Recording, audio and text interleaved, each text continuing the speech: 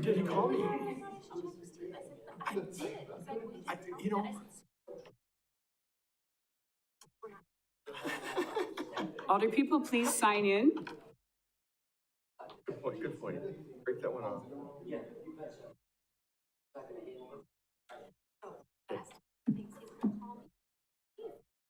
Exactly.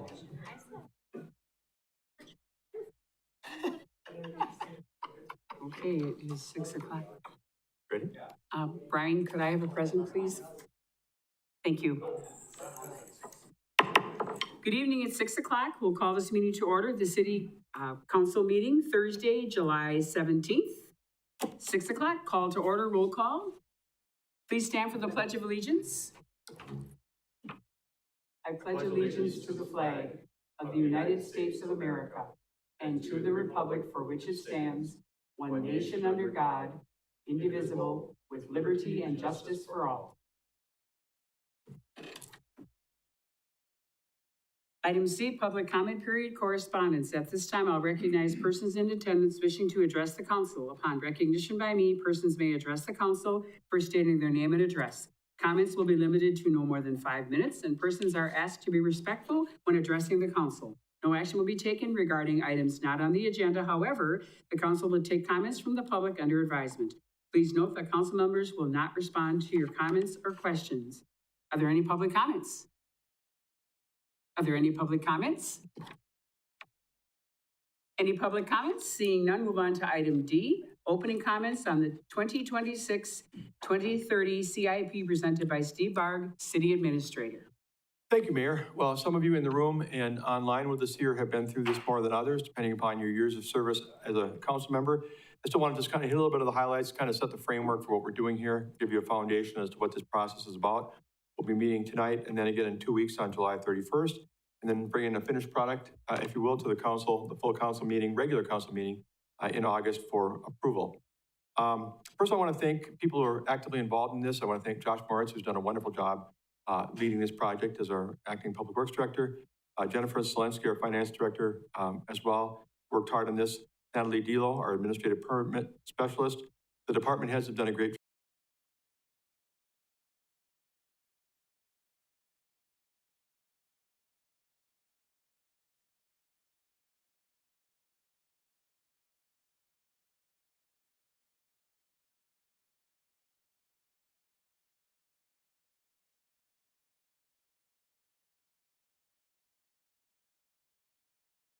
Fixed document when we approve it, and if you're going to amend it, you need to do a budget resolution because it's been published, it's been viewed publicly by the citizens as to how they're going to have their money spent, and that's a significant act whenever we move monies around in ways that require an amendment.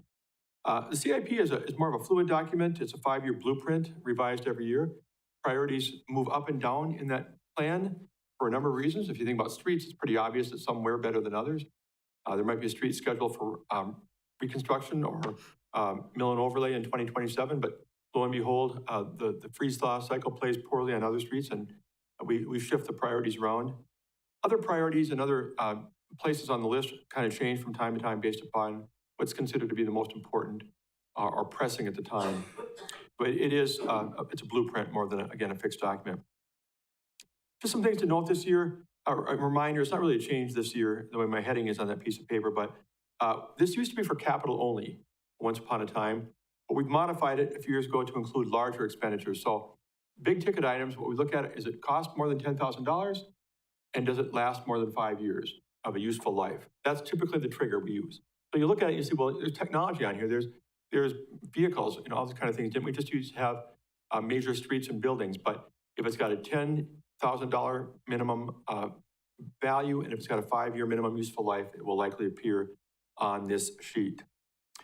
The main goal still remains maintaining our streets and buildings and replacing vehicles and equipment. That's kind of our top priority. Keep up what we have, make sure it's current and usable. We don't do a whole lot of new things along the way because as our budget as well, we're not usually bringing on a lot of new programs and services. We've been in a maintenance mode for a number of years now. Looking at if you've had a chance to look at the 5-year financial plan that were brought to you tonight, though, it's not balanced for 5 years. We're not going to pretend that it is. The first 2 years are balanced. One is slightly over, one is slightly under. If you do it as a wash, we're a little bit on the good side. But you see a shortfall on the remainder of the program from 2028 to 2030. That's not our intention. We're sitting here in July. We'd like to have brought this to you a month earlier, but we've been trying to work on ways to figure this out and get it to balance, and they just aren't there, and we'll explain why as we go along. We've created a new category as a result of that called unfunded. And this doesn't mean those projects are not important and worthwhile and valuable. What it means is we've left them in the plan for the years that they've been scheduled, but if you look at the plan, you'll see there's no funding source targeted, and that's why it's in unfunded. We'd like to see these projects work, and you may along the way say, Steve, I'd like to move that project from unfunded back in and kick another project up that I think is lower priority. This is all ultimately about your input and getting your priorities for capital spending. And so we have those on the plan in case you're able to find room for them or want to swap them out for other projects that you believe are of lesser importance. The major challenge, I'm just going to spend a second on this, in this particular 5-year plan that we haven't always had in other ones, is that we have 4 reconstructions in the 5-year period. And they're all state projects, which means that we've got a program going with the state. They're going to pick up the lion's share of the funding. And it means we're pretty well locked into them. For us to back away from any of those projects now would be a real negative. So we don't control that. Whereas with our own projects, we might say, well, we're going to reconstruct Street X in 2029. One of the first things we want to have done here is that we're going to kick that out to a non-year. We're going to kick that out to beyond 2030 because we don't have the money for it. We'd be hard-pressed to do that on a project that the state is picking up 80% of the cost of the project and expecting it to be done on a time frame that they've set up for all the work that they're balancing. That makes it really hard to find what we have in the past by doing some of those kickouts at the end of the program and coming up with a balanced 5-year CIP. So if you look at where we're standing right now, and again, our main point tonight and next, or 2 weeks from tonight, is to go through the projects, get you familiar with them, get you to understand what they are, get a sense of their value and their importance, ask a lot of questions, and very well pick up some things that you think are of bigger importance than others. And maybe when this is over, you'll be suggesting tonight or 2 weeks from now, Steve, I really think we can bop this one off the list. I think it's not as important as keeping the other ones or whatever it is. At the end of the day, we can ultimately adopt a 5-year financial plan that's not fully balanced. That's not the end of the world. Sometimes we've ended up with a 3-year balancing period, and the last 2 have been not fully balanced between the expected revenues and the expenditures we're contemplating. Again, it's not like a budget which must absolutely be balanced, but it's always a goal to end up with a balanced 5-year budget when you can. So we'll work that out as we go. If you look at the borrowing targets, and I apologize to Brian Giles. I mean, Brian, I didn't know you were going to be online. I should have picked that up. I will send you this right after the meeting, but I did send out to the people I believe we're going to be online tonight from what I knew so that you can follow this, but you'll be able, hopefully, to understand it from my reading. I'm going to go through each year. In the 5-year plan that we have with our financial advisor, Ellers, that you adopted earlier this year, it shows about $9.7 million that we're going to be borrowing. I'm talking borrowing only now. We'll talk about a lot of projects that are being funded by other sources, room tax, grants, donations, fund balance, whatever, even some tax levy. But mainly we focus on borrowing because that's the big heavy hitter in this picture. So we'd be looking at borrowing about $9.7 million this year, 2026, way more than we normally do, but I think you all know why. $5 million of that is for the police department renovation of the Wildwood Plaza. Then it follows after that, we get back into the normal realm of roughly $4.5 million per year. Now I'm looking at the 5-year, what the target has been given to us by our financial advisor. If you look at how it compares to the CIP proposal you have in front of you, the first 2 years match up very closely. $8,000 difference between our proposed borrowing in 2026 versus what the plan would suggest. And then $87,000 lower, actually, in our planned spending for 2027 from borrowing than what the plan would allow. But then you look at the last 2 years and they go the other direction. And then finally, 2030, the 5-year financial plan doesn't go out that far right now. So there's nothing to compare the $6.1 million to in that last year. But I think you can guess from the trend here that you're seeing in 27 through 29 that our financial advisor would probably suggest that 2030 should be somewhere in the neighborhood of 4.5 as well.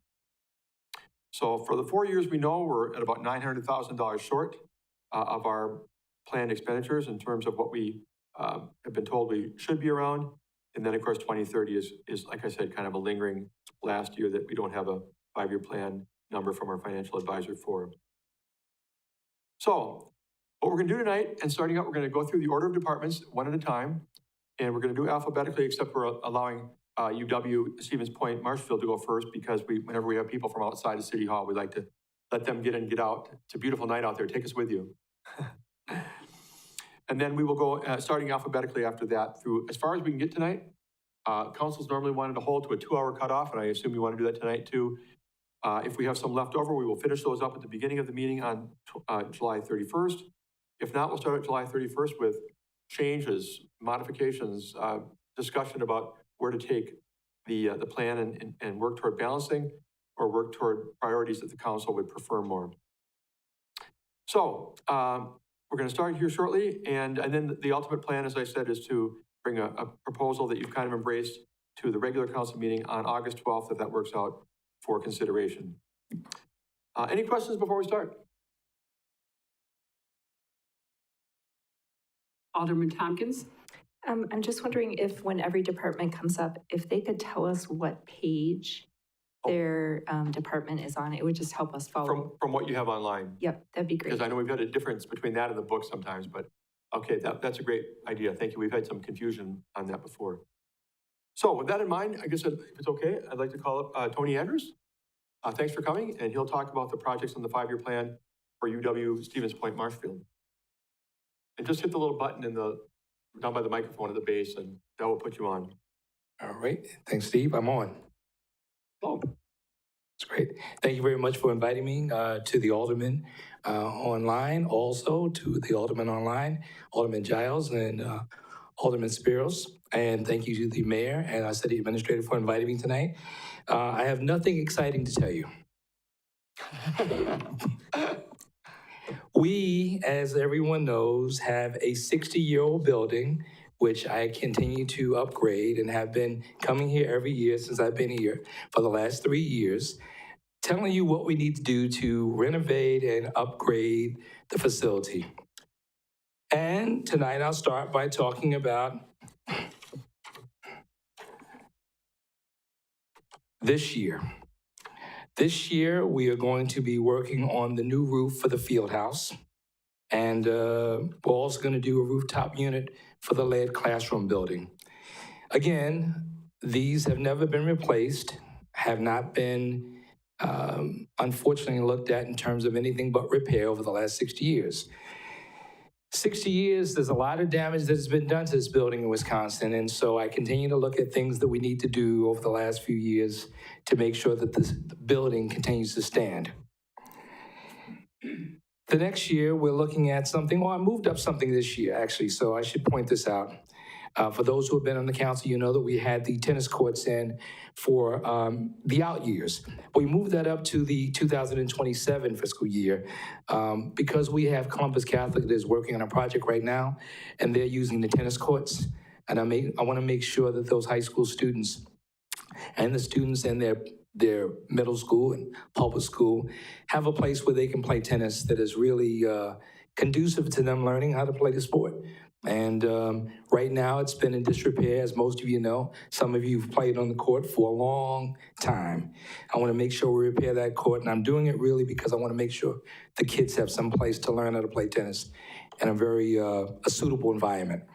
So we move that up a little bit. And then, of course, we have new flooring and ceiling in the lead entrance. As many of you know, we haven't done much with the lead building, and it is really becoming, and has become, I think, one of the cultural centers of this city. If you've gone to the plays, if you've gone to the symphony orchestra, if you've been there for the bands, you understand how important that theater is and that building is to the residents of Marshfield.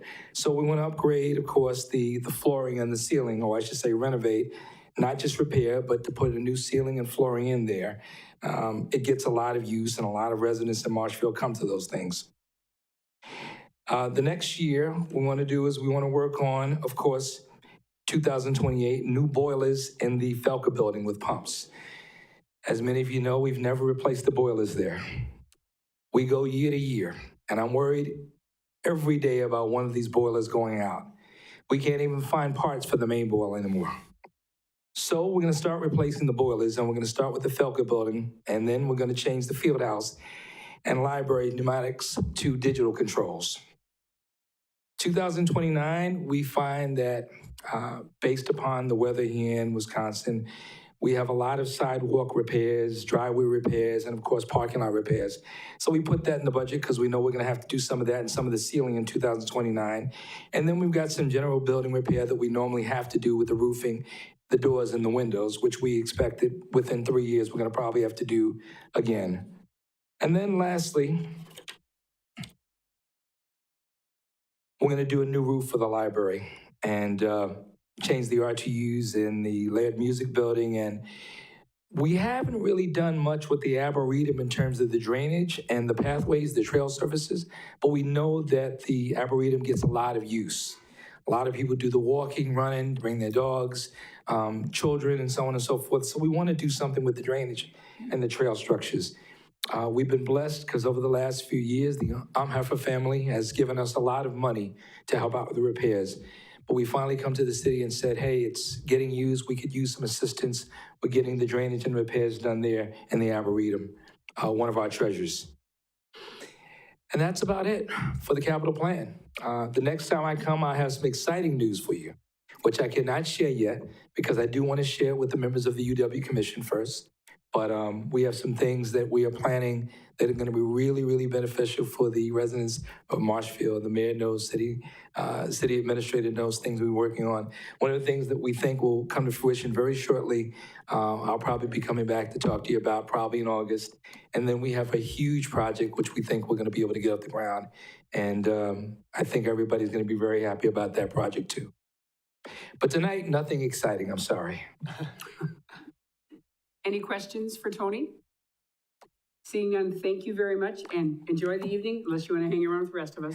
Thank you, Madam Mayor. I did have some plans, but I was glad that Josh was able to get me here because I am on vacation as of tomorrow night and I won't be back for another couple of weeks, so. Well, enjoy. Have a good one. Thank you. Oh, anywhere I'm going is not going to be as good as Marshfield, you can bet that.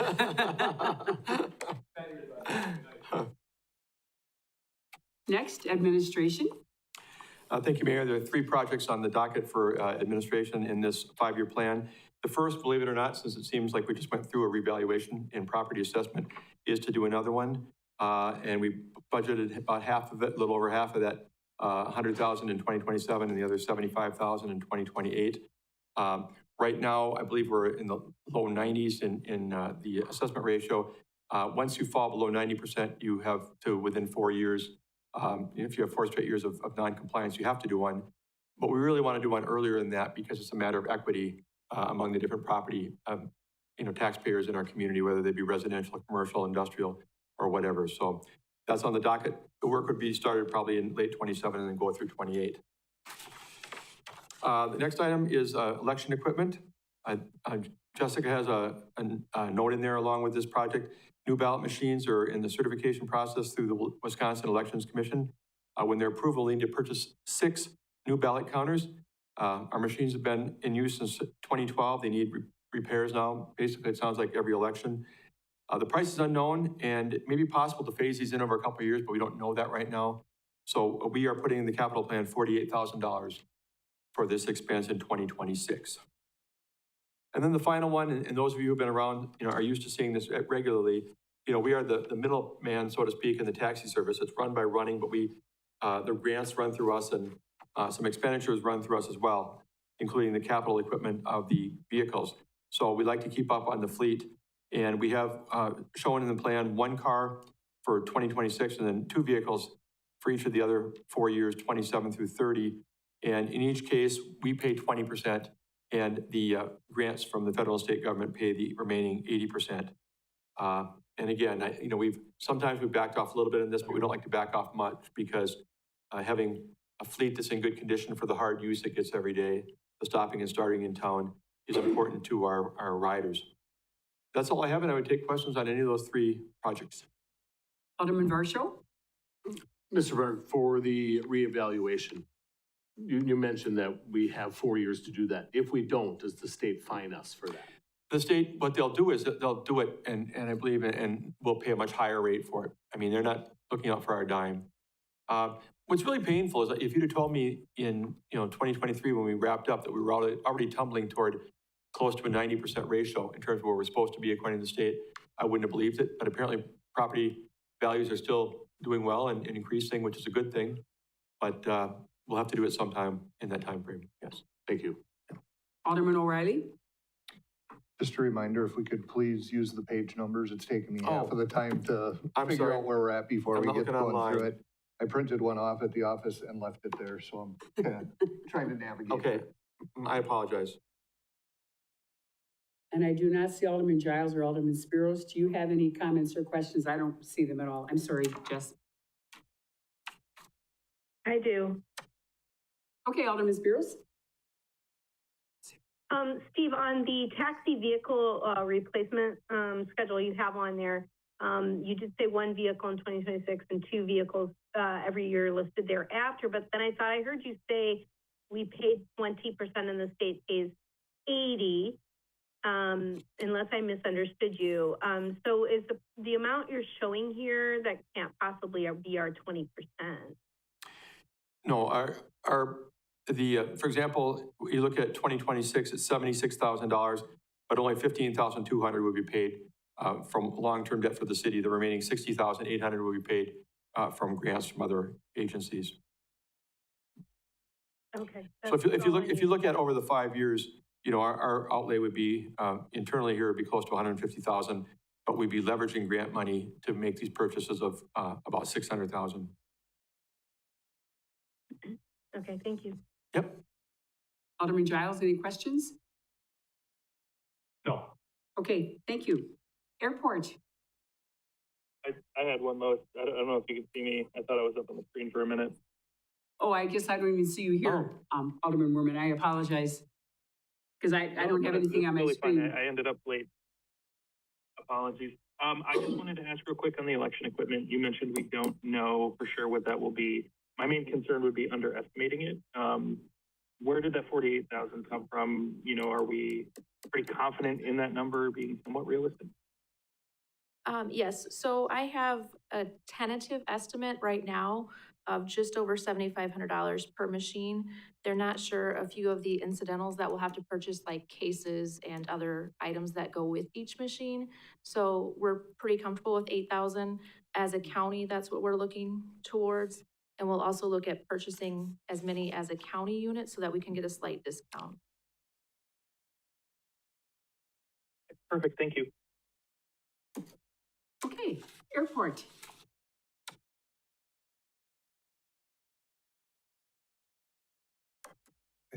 Hopefully, yep, that's on. All right. Hello, everyone. Jeff Geyer from the airport. For the CIP projects for the airport, I'll give you a little background. We usually plan projects with the Wisconsin Bureau of Aeronautics as a transportation entity. The reason we do that is because the state of Wisconsin's a block grant state. We can get federal and state funding for the projects, majority of them at the airport. How most of these projects happen is the airport committee develops a 6-year plan, and that petition then comes before the council. It goes to the Bureau of Aeronautics, so the Bureau knows we're interested in doing projects. When we want to do a project, we let the Bureau know, hey, we have this on our petition. We want to go ahead and do it. So that way they can start planning the funding sources from the federal funds that they receive. So most of our projects are either a state project that are 80% state funded, 20% city funded, or they're a federal project where they are 90% federal funded, 5% state funded, and 5% city funded. So the first project I have. Do you happen to have the page number there? Yes, I have page 24. Okay, thank you. Acquire snow removal equipment. Excuse me, hang on 1 second. So she's got 24, I got 12, he's got page 24. So I'm looking at the wrong document. Yeah, 24. I clicked on the link that was in the agenda. So these are going in alphabetical order, correct? Yes. We're going, right. Okay, I'm good then. I Okay. can follow along. Okay. Thanks. Yeah, you're welcome, sorry. So the acquire snow removal equipment, what happens here is the federal, or the Bureau of Aeronautics approached us saying, you have bill funding, BIL funding, and we have to have it committed, otherwise we're going to lose this back to the FAA. They reviewed everything that we had on our petition, and they felt that we could do a snow removal project and get that committed so we didn't lose it. So they are bidding it out. Our share is going to be 18,000. With the bill funding we have, it's over 500,000. But the bids came in under 500,000. It still hasn't been fully accepted yet by the state of Wisconsin because they have to apply for the grant from the state to get their funds. So we're just waiting on that right now. But that project, we're figuring it'll be 18,000 our share. Page 25, which is the snow removal equipment building. This one has been in the CIP on and off for many years. Because we're getting a new piece of equipment, it was suggested that we look at building a building to house this in. Right now, we have a Quonset building. That's the original building on the airport. It's been relocated multiple times. It was originally a hangar, but now it's used entirely for equipment storage. This is going to be, again, a federal project. So we're looking at 5,000 for design in 2027 and construction 2029 of 34,000, our share.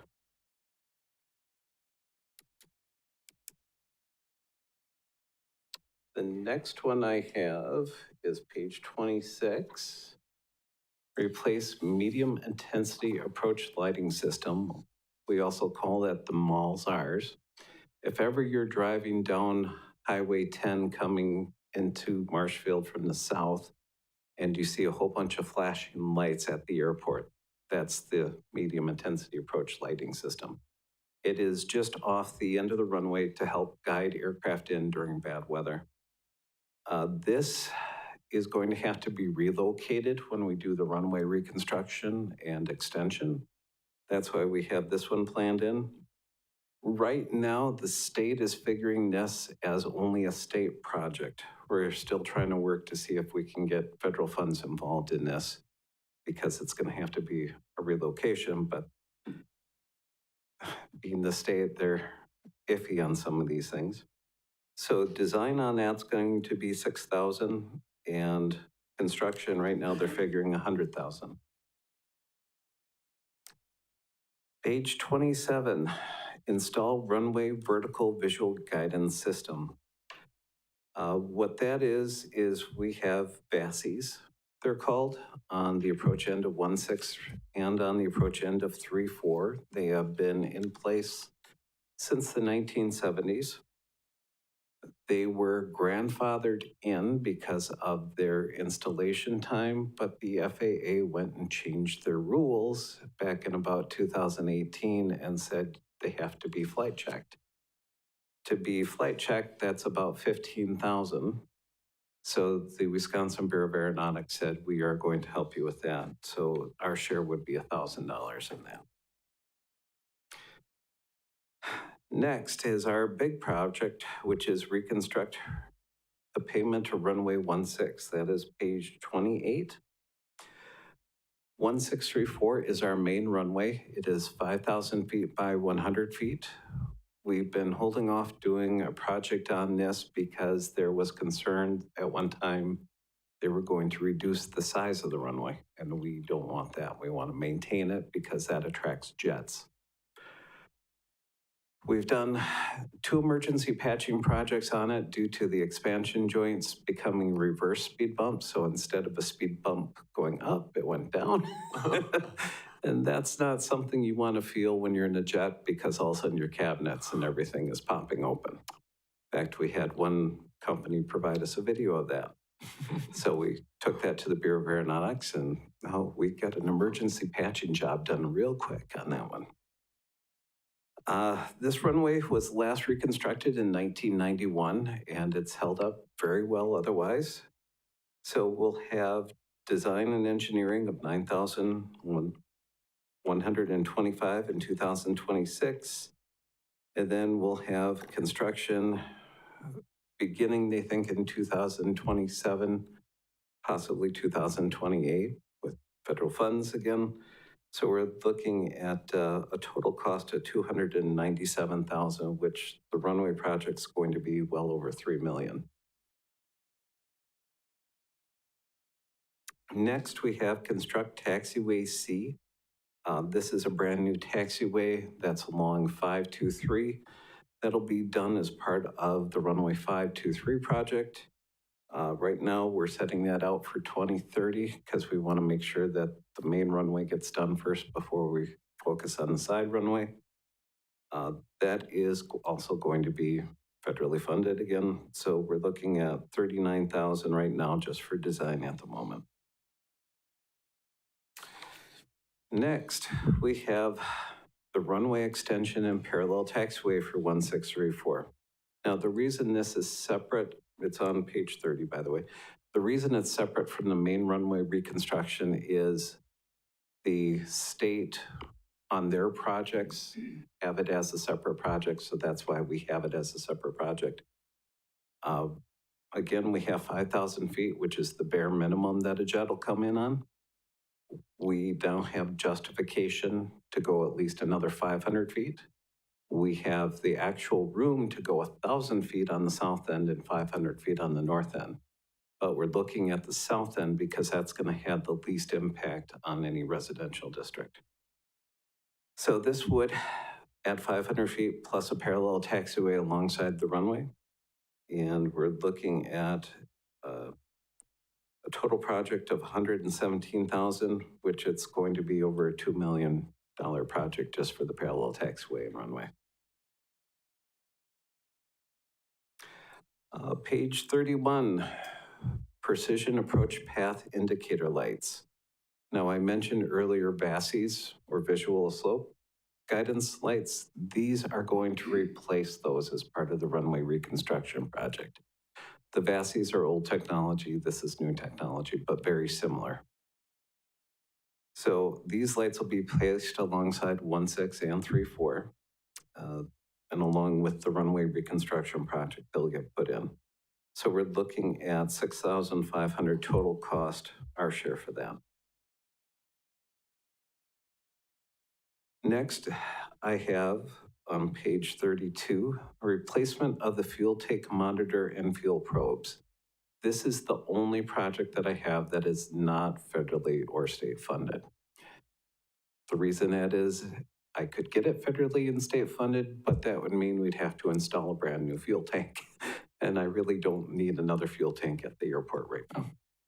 What this is that we have a fuel monitor on the 2 existing fuel tanks right now, and it's old technology. It's been, I would say, probably 25 years old. And about 3 years ago, they went to service it every year like they normally do, and it completely lost its programming. So they called up OPW, and OPW said, "You have our regrets. You have that system yet." Because they didn't even have any records on it anymore. Thankfully, the technicians that I work with were able to track something down to get it reprogrammed. But this is a reoccurring problem that we're having happen every year whenever they come out and do the inspection on it. Plus, parts aren't available for it anymore. And this last year, I had a technician that I had to wait almost 3 weeks to come up because he was old school technician, a technician that knew how to use this technology. While the young guys are used to plugging in their computers and tapping it out, and that's not this type of system. So this system would upgrade the fuel tank monitors, insert 4 new probes in the system, and have a monitor in my office to monitor for fuel levels, water level, anything like that. And that's $24,000 entirely the city cost. The next project I have is Reconstruct Taxiway B. Taxiway B on page 33 is the existing taxiway going to runway 5 and 23 right now. Along with the surfaces of 523 and 1634 and taxiway A, they're all in the same condition. So this would be a reconstruction of that. we're looking at $41,500. Again, that's a federal and state project. The next project we have is on page 34, reconstruct the runway apron or taxiway apron, or I'm sorry, ramp apron. The ramp is, of course, where everybody comes to park for their aircraft. We have it as concrete. We were incredibly fortunate to have it as concrete because back in 2008, when we went to rebuild it, the state said, hey, the cost of concrete's the exact same as blacktop, let's put it in concrete. Because if we didn't, we'd have jets sinking into the blacktop, which we did have a concrete pad out there to park them on just for that reason. So we have very section panels that are starting to show their age, cracking, so this would replace those individual panels, not the entire ramp. So that is, again, a state project. We're looking at $5,000 for design for our share right now. Next, I have reconstruct runway 523. 523 is our parallel taxiway, or I'm sorry, our cross taxiway. It is our short runway. Unfortunately, I couldn't get them to do it as the existing diagram or pattern that it is right now. So it is going to get reduced in width, but not in length. So we're going from 100 feet down to 75 feet because it's a cross taxiway. We're very fortunate that the FAA says that we're still justified for that because they are going around saying on a lot of cross taxiways or runways that they're no longer supporting those. So this is going to be designed in 2029 at $12,500. And again, we're looking at somewhere between 2030 to 2035 reconstructing that. And that's what I have for projects. Any questions I can answer for anyone? Okay, I'm going to start with the folks online since I cannot see them. If they have any questions, then I will ask the other people in the room if that's okay, and we'll go back and forth. Is that all right with everybody? Thank you. Alderman Werman, any questions? Nothing from me, thank you. Alderman Giles, any questions?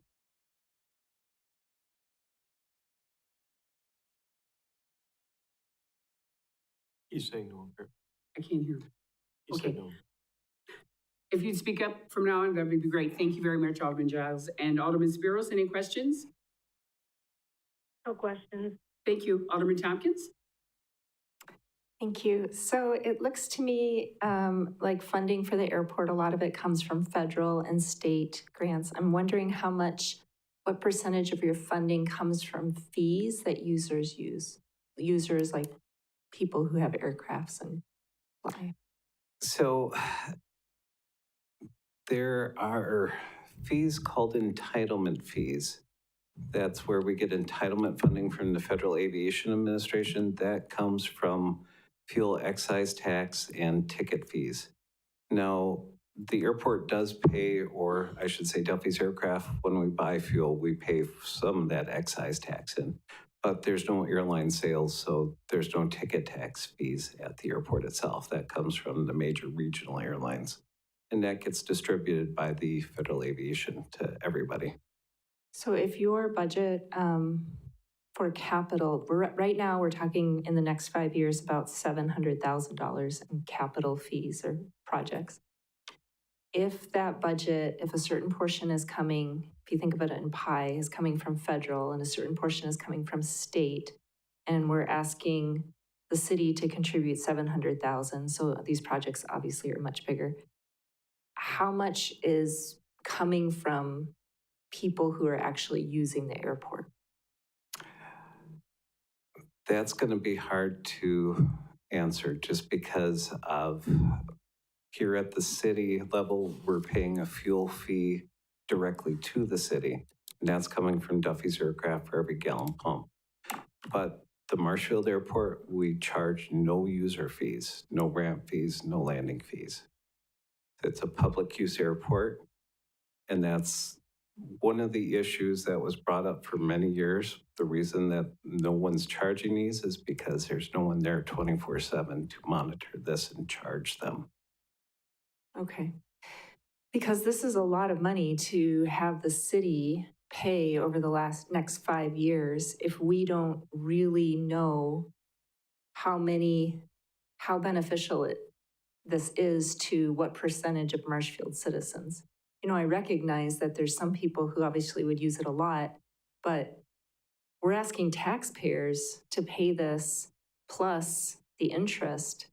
And I'm wondering if we need to relook at, you know, how many people who are using this could actually maybe pay a fee and help with some of these capital costs. I mean, I guess I need to go back. You have great reports that you put in the minutes, but I mean, I don't even know how many users that you have per month that even are Marshfield residents. It's, if the ones that are local versus transient, that's in my activity reports when it breaks it down local transient. I can tell you, if we start charging fees, you're going to lose people coming into the airport. The businesses will still probably come in, but other businesses will start flying to other airports that are not charging fees. So about the only airports that are charging fees are the airline airports. So Central Wisconsin Airport. Okay, so I understand that, but does it even affect us if we're not charging fees if people don't use us? You know, so they don't use us, but they're not paying us to use us anyhow? It'll affect us in ways that you have to think of it as a trickle effect. Even though they're coming in using the airport, they're spending money in the city. For instance, I can tell you whenever Sanford Health comes in, the pilots are going in, getting food at the restaurants. They're going to the grocery stores, buying things at the grocery store to fly back home because they can't get it back in Sioux Falls, South Dakota.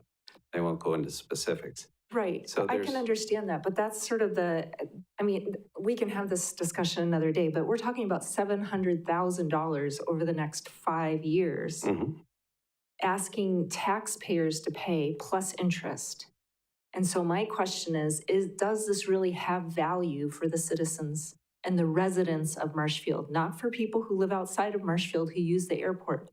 And so that's something I think as a council we need to look at, because this is a lot of money for a few, you know, maybe 50 people.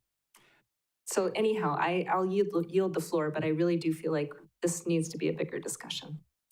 If I can just say, in terms of economic development, businesses look for an airport within 15 miles of where they want to locate. So that's a huge benefit for the city.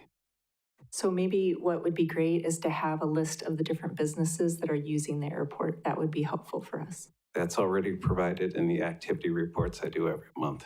Okay, great. Thank you so much. Alderman Curran? Jeff, can you, in the airport committee, I'm under the impression that because we took federal dollars, we still have an obligation to keep up the airport. Can you go into that? Because we petitioned the Wisconsin Bureau of Aeronautics for projects, we are obligated to maintain the airport for 25 years. When did that clock start? That started probably January again, when we did the last petition. So in order to stop the clock, we'd have to stop receiving federal funds for 25 years. Thanks. Any other questions, comments for Jeff? Thank you, Jeff. Cemetery.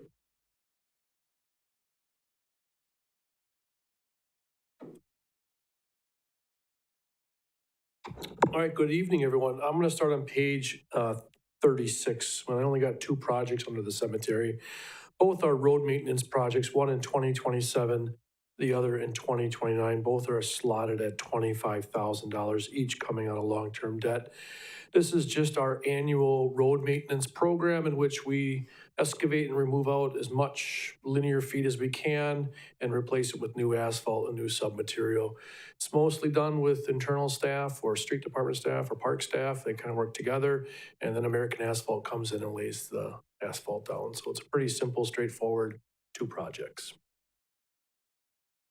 Okay, I'll call on anyone in the room first. Seeing no questions, we will go back to Alderman Spiros. Any questions? None.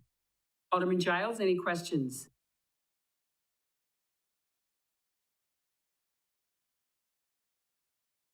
No, Madam Mayor. Thank you. Alderman Werman, any questions? Nothing from me, thank you. Thank you very much. Thank you, Justin. Next up, communications. It'll be coming out, I think, from the Yep, and here comes Tom. window. Yep.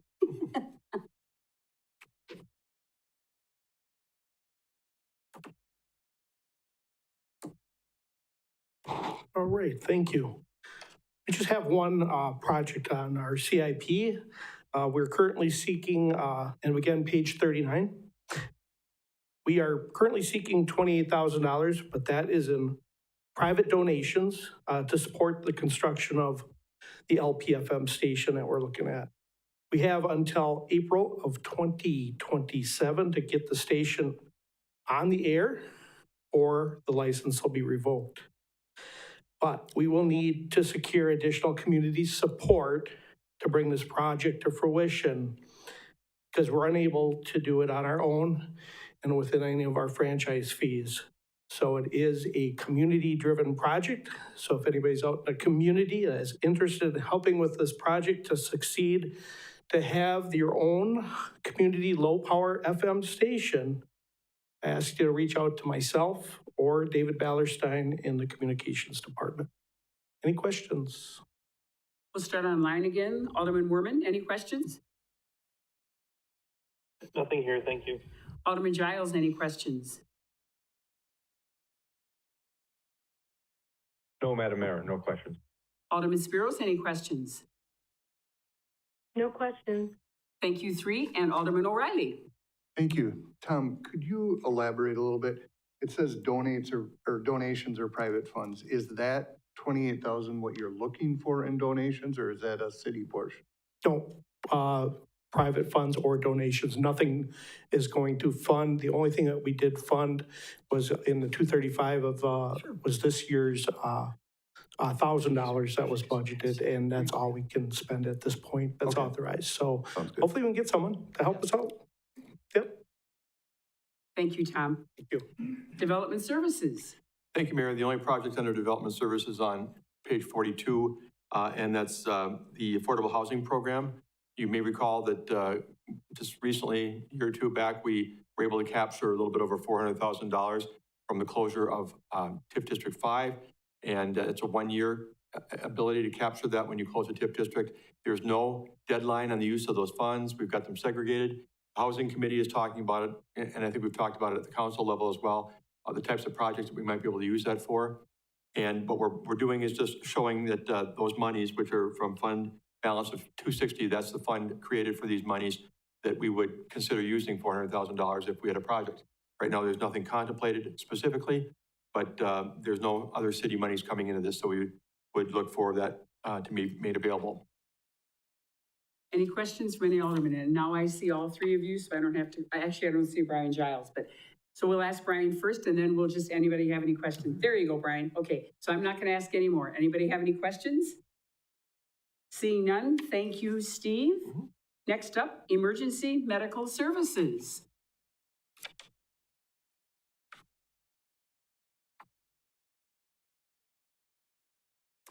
Evening. I believe my projects start on page 43 of your packets.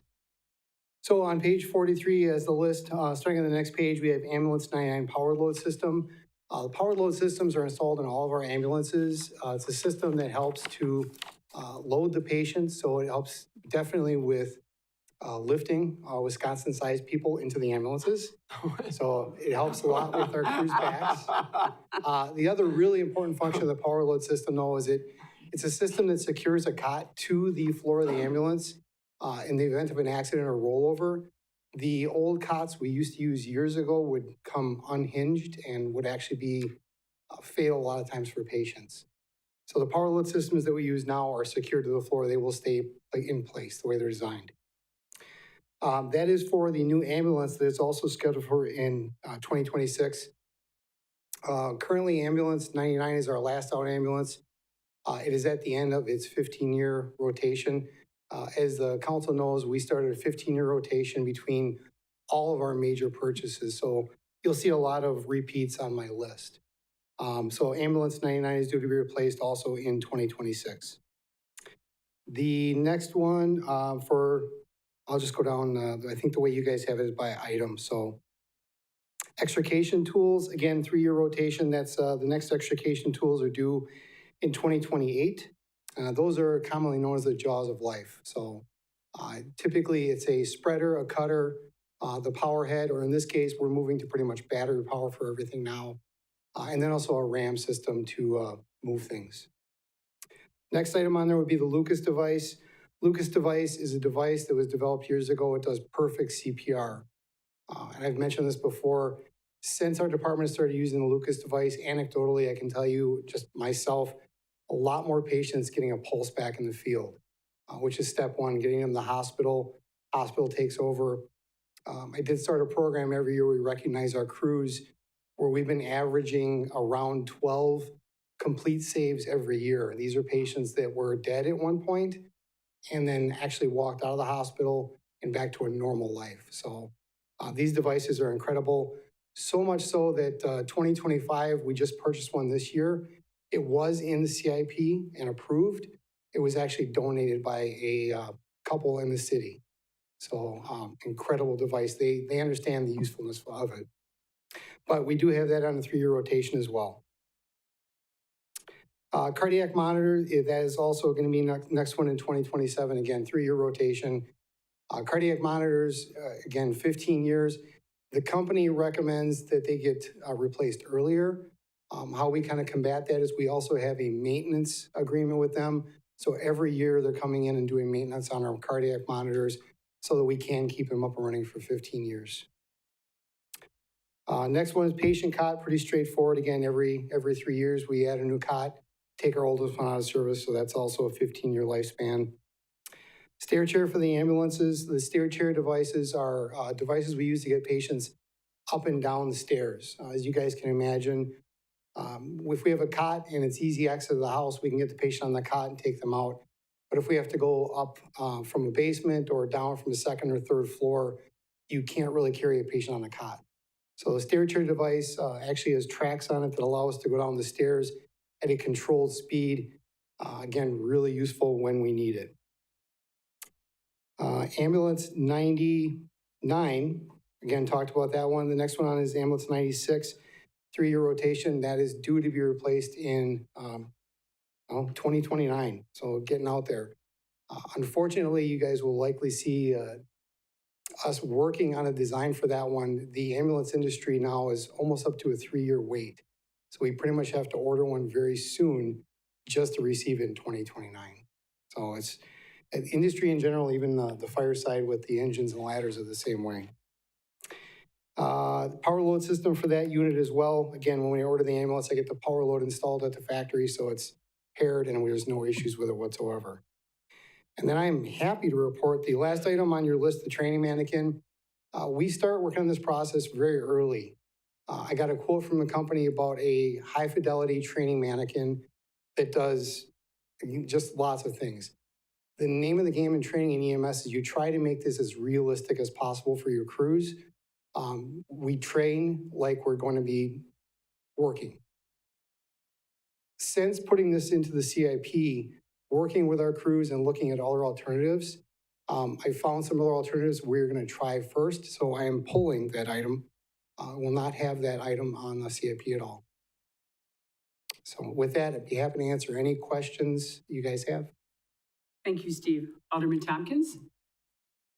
Thank you. So I've been sort of trying to track the monthly reports that you put out on Facebook. Thank you for whoever does that.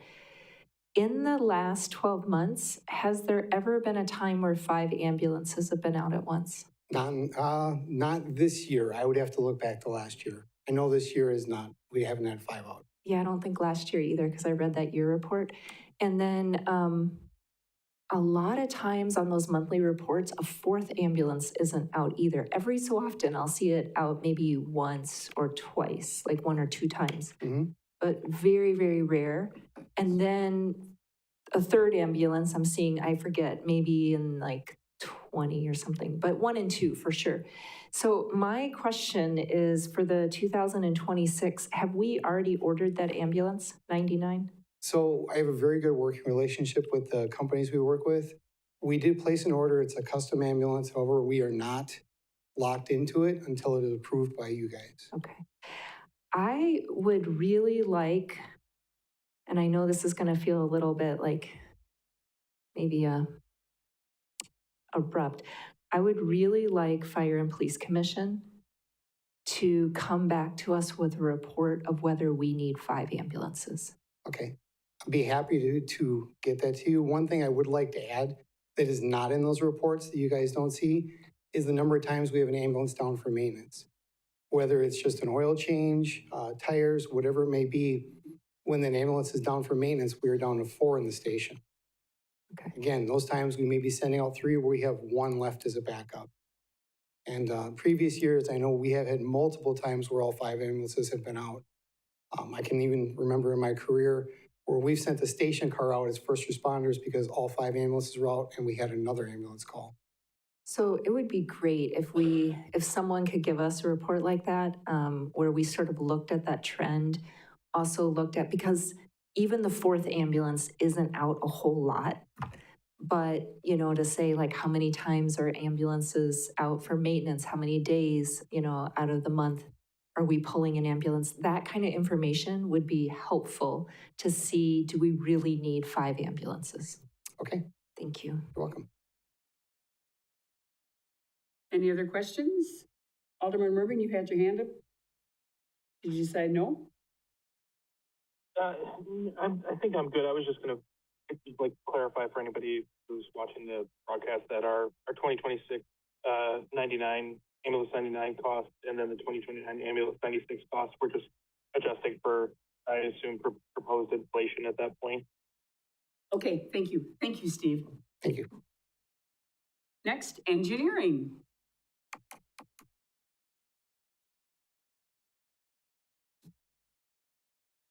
All right, thank you. All right, so starting on page 54 is the list of the engineering projects. It's a page and a half of them, quite long. And I'll just walk through them. Page 56, the first project listed is 5th Street reconstruction from Oak Avenue to Chestnut Avenue. This is a complete reconstruction, top to bottom, sidewalk, street, all the underground utilities. The goal more or less to put back what was there. It's just quite deteriorated. So this is one of 4 projects that are partially funded by DOT grants or federal grants passed through the DOT. So I think Steve alluded to it already, that the timing of these 4 is pretty fixed. We really tried to correct or get the costs in the right years. There's a lot of upfront costs, even with our 2028 projects that I'll mention in a minute, there's already costs being spent on them for design. So that is scheduled for 26 construction. The next project listed in the book is citywide traffic modeling and analysis, page 57. This is scheduled for 2026. We actually applied for and received a WISDOT carbon reduction program grant. It's an 80-20 split on that. Jordan was helpful in filling out the application.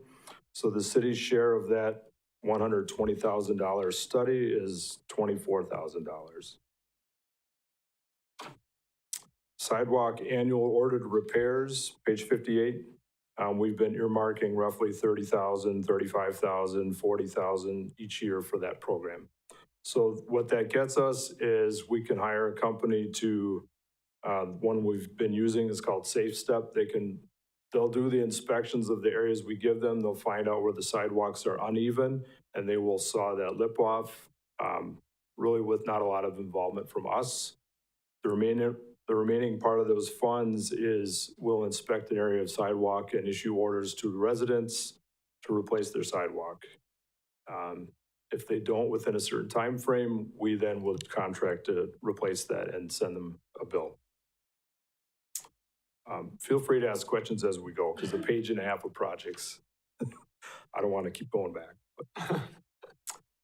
Next item, aerial photo and plan metrics. We just had one done in 25. This is in the CIP for 2030. we partner with Wood County and Wisconsin Regional Ortho Photo Consortium, whatever it's called. We partner with them and they fly every 5 years, so it just makes sense for us to be on the same cycle. So that is in 2030 for a total cost of $375, and that's partially funded by the water utility and the wastewater utility. Both contribute to that. And then, excuse me, I'll call on Alderman Riley since he has his light on. Thank you.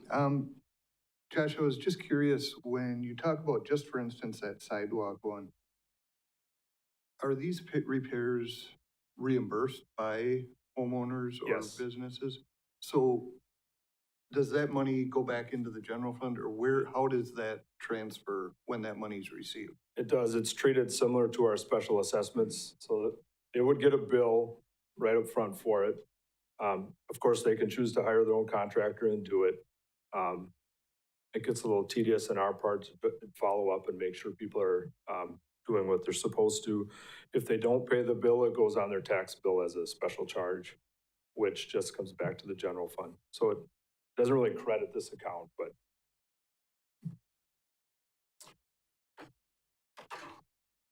Page 60, asphalt paving program.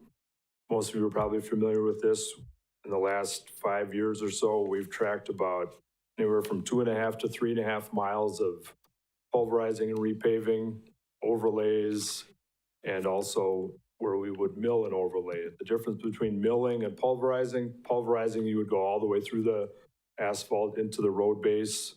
Milling, sometimes you can just peel an inch or so off of the road and put a new inch back down. So we do some of each of those strategies. This is for 26, the budget is 2.1 million. And you'll see further on, it hovers around 2 million. We've cut it in a few years. We'll get through those in a minute. But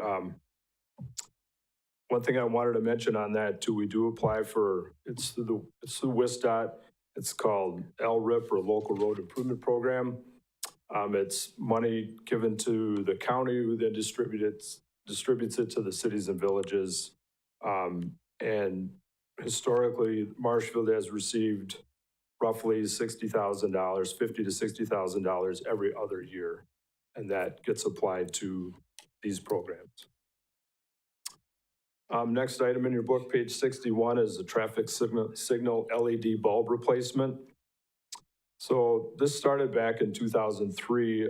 We converted all our 27 signalized intersections to LED bulbs, and they have a 12 to 15-year lifespan. So starting in 2021, we started replacing them, and the $15,000 in the CIP can replace about 3 intersections. So this is a continuation of that, and we'll probably be able to at least suspend this for a few years once we get through the remainder by 2028 or 29. Page 62, the asphalt paving program for 2030, 2.7 million is the total. Now, you'll see in your book there's $40,000 the year prior. So we basically give ourselves a chance to get a jump start on the next year's paving by doing some of the survey and design work and the public involvement to get started the fall before the project. And that 40,000 has been pretty consistent, but it's just spent the year prior. Page 63, same thing, but asphalt paving program for 2027 for 1.84 million.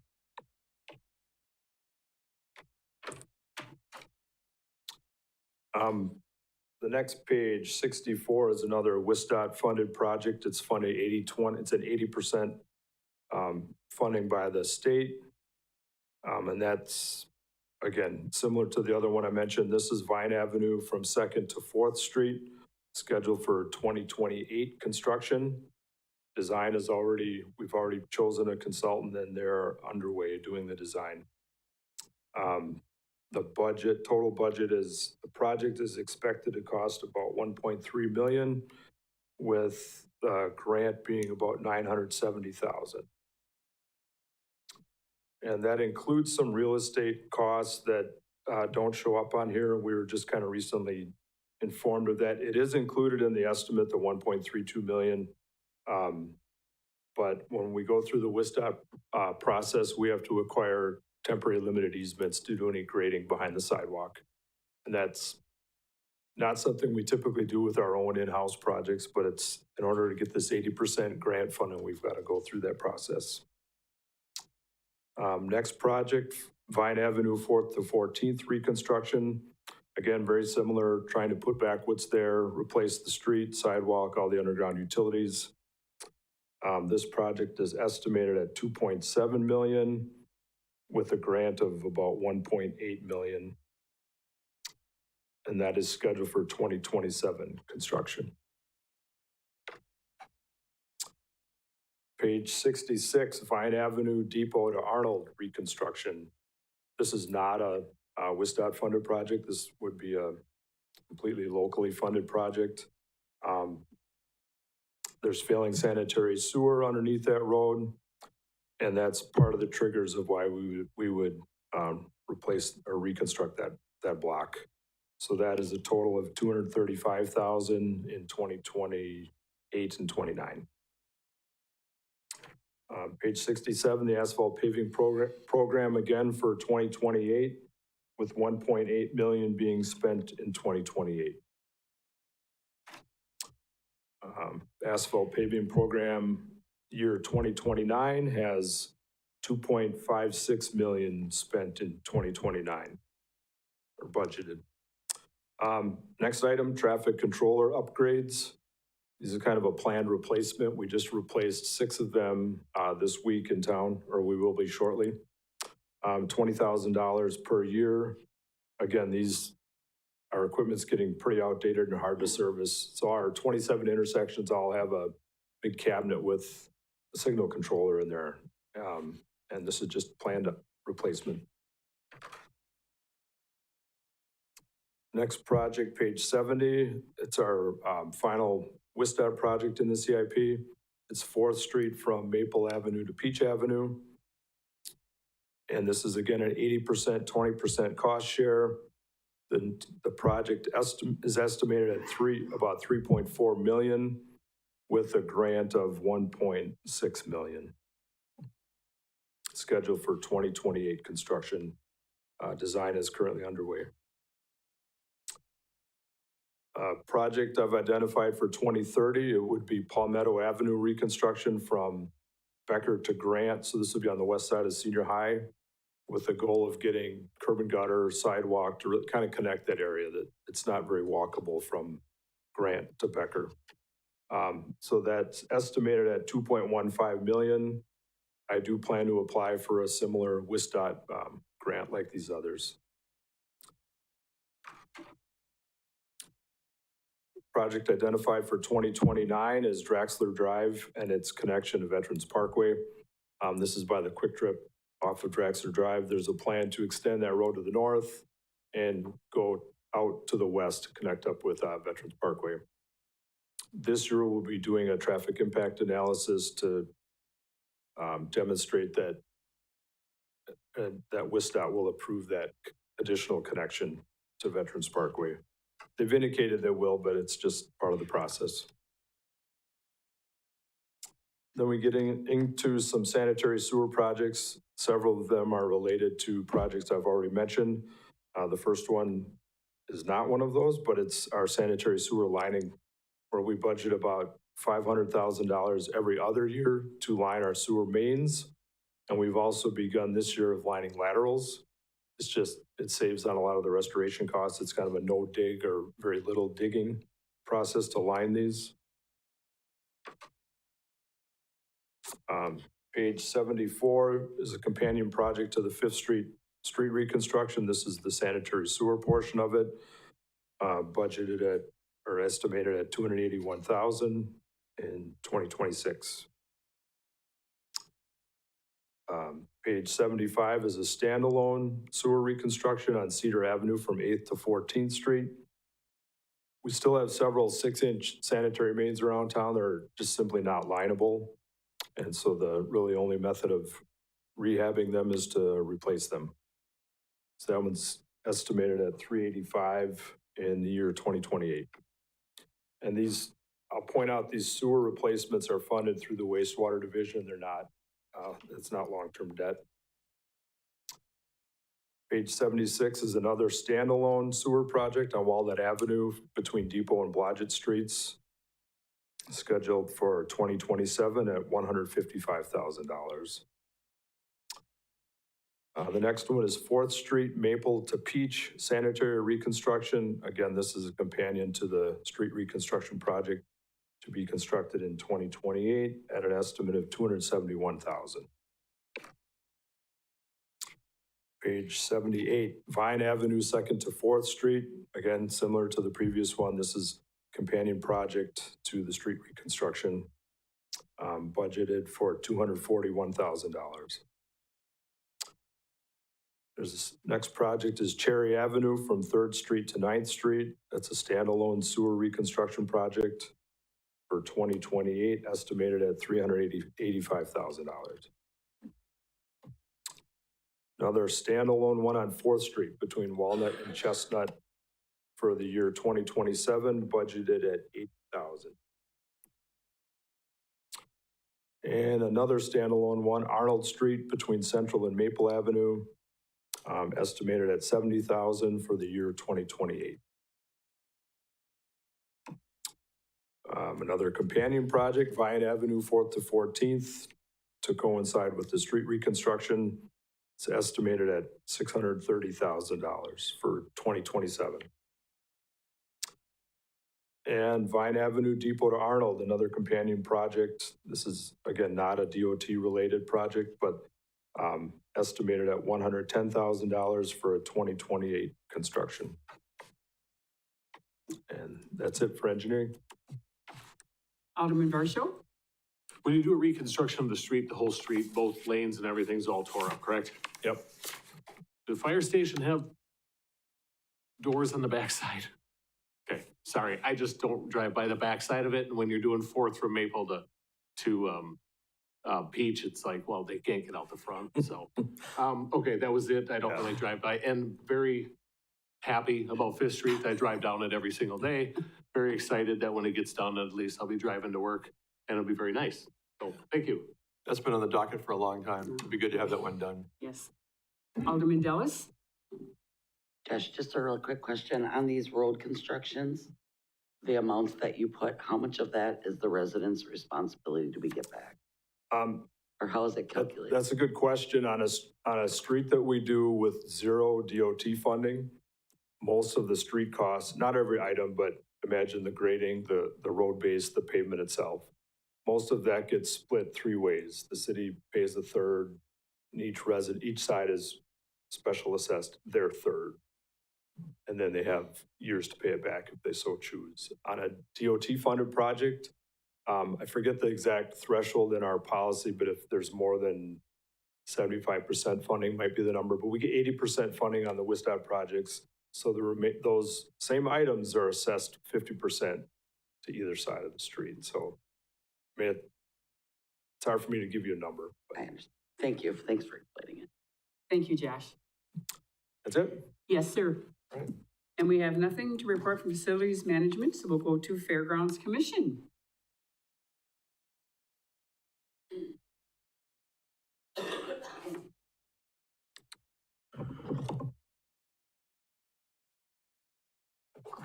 Okay, on page 84, now I'm going to present these on behalf of the Fairgrounds Commission as well as the Central Wisconsin State Fair, as this is their list of projects they'd like to see happen in the next 5 years.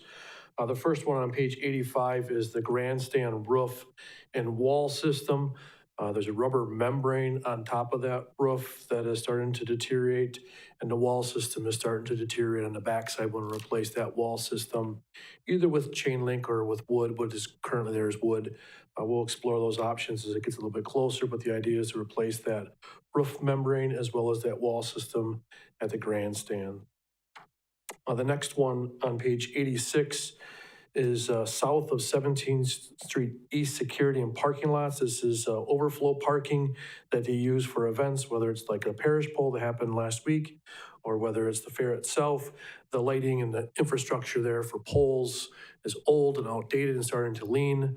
I'm just waiting for Inspector Kilty to say, I'm shutting that down. You gotta close it away, but we want to try to get ahead of it. It's scheduled for 2026 for $60,000. The next one on page 87 is the 14th and Vine entrance. I think some of you might be familiar with this. We have neighbors from the neighborhood complain about the dust that's created as people enter and exit that gravel driveway. We want to try to at least minimize that as much as we can, make an asphalt entrance so when they enter, at least most of the traffic will be down the road quite a bit before they enter into the gravel area. We are hoping to put not only asphalt, but curb and gutter in there, all the way down to about the curling club. That's about how far we think we can get with the asphalt. That one's scheduled for 2027 at the cost of about $75,000. The next one is also related to the grandstand north ramp entrance. And I'm not sure how many people are familiar with the grandstands, but there's a north ramp entrance that's made out of solid concrete. It's been leaning to the north for years, and each year it probably goes another quarter inch to a half inch, and pretty soon it's going to run into a telephone pole that's holding light. It's a light pole, but it's going to need to be replaced. We can't just fix it because it's super large and huge, and we'll have to take it down and put probably aluminum ramp up there, but that's scheduled for 2029 and it costs about $50,000. Next one is another entrance south of Pat's Barn in the Show Palace. It's asphalt and concrete. Once again, we have some bigger vehicles that go in there during the fair. Usually there's almost always rain during the fair, so hopefully not this year, but usually get big ruts and washouts in that area. We think if we can pave that area, we can minimize the rutting and wear and tear in that area. That one's scheduled for 2030, and that's a cost of $70,000. And that's all the projects for the Fairgrounds Commission that I have. Thank you, Justin. Alderman Tompkins? Thank you. Okay, so it says all of these projects are unfunded. So, Let me take that one. okay. Yeah, this has been a very difficult process. Obviously, you saw earlier that we're showing that, we still have a lot to trim in the 5-year plan if it's going to be balanced. This is meant to be no disrespect whatsoever to the fairgrounds, to the property, to any of the good things happening over there. And, first of all, you may want to swap projects around and get these into funding and pull others out. That's up to you. My hope is that we can look at this. Of course, obviously, there will be some shared with the county, and we can maybe see if there's a possibility to maybe borrow money like we did back in 2012 for at least a couple of these improvements and pay it back over a period of years. Some of you have been around since that 2012 note was taken out. I think we took $400,000 out and got some of this work done over a period of time, and the county and the city both paid on that over the 10-year time period. That wouldn't even be enough, I don't think, to cover all these projects. If you look at the total, it'd be close. But look, at that time, there needs to be some kind of funding plan or mechanism to get some of these done. I don't know if these are all top priority. I'm sure Justin knows a little bit more where they'd rank these 5 in order, but I'm not saying that we don't need to try to get some of this work done. But as we looked at it compared to street projects and other things, we just didn't see how we'd fit those in. But admittedly, the work needs to be done, and there needs to be some funding plan or source come up with, or at least a couple of them that are most pressing. So I can understand that there's no plan to have funding for this, but what I just heard in the presentation is that we might be having walls that are falling and roofs that start leaking. So how are we going to come up with a plan to fund this? Well, I think maybe it starts with the Fairgrounds Commission. I know they've talked about some of the things that they've got them. Maybe they do have them prioritized. This is prioritized. This is what they see as priority from 1 through 5. From the top to bottom? Yep, from 26 to 2030. Okay. So those top couple are considered pretty, along the lines of what Natasha's saying, pretty high priority. If we know our electrical inspector, I would have suspected he has warned us a couple times about that infrastructure south that it needs to be addressed. So we're trying to get ahead of it and not wait. So, and then everything else is stuff that they consider vital. The neighbors complaining about the dust has been going on since I've been here. And we'd like to address it sooner than later. So yeah, the priority list is based off what Dale thinks is top to bottom and something that needs to be done.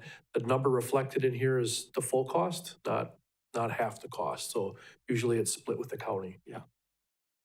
Thank you. Yeah, and thanks, Justin. You know, I think as part of this process, we can certainly look at how to at least make a couple of these happen, you know, in the midst of what we're doing. Especially, again, our top priority is health and life safety. And I think that's what you're saying. If it's a safety issue or a health issue, we need to be on it. I would also say that didn't one of our notes say that Eller said we're borrowing too much? So even if we did do some sort of joint borrowing, I think we're still borrowing too much. So I don't know if that's going to be the solution. If you look at the 5 years as a whole, we'd be borrowing, assuming the 2030 would be somewhere around 4.5 million, we are borrowing too much. For 2026 and 2027, we're basically right where they want us. But as a whole, for the 5-year period, we'd be over right now. So, but again, that's why we're having these meetings. I mean, and I think that if there's an understanding that we need to shuffle somehow to make it work to get a couple of those higher priority projects in the mix, we can certainly look at doing that. I would definitely say that if we had any electrical inspectors or people who would say these are safety issues, I think anything on any of our city buildings that's a safety issue needs to be a priority. Yep. Got it. Alderman Dillis? Hi. Just out of curiosity, when you're talking about that blacktop to go up to the curling club, how wide are you planning on going with that? Are you going all the way across the parking lot? Just 22 feet. 22 feet wide. So enough for 2 cars to pass each other, like a street.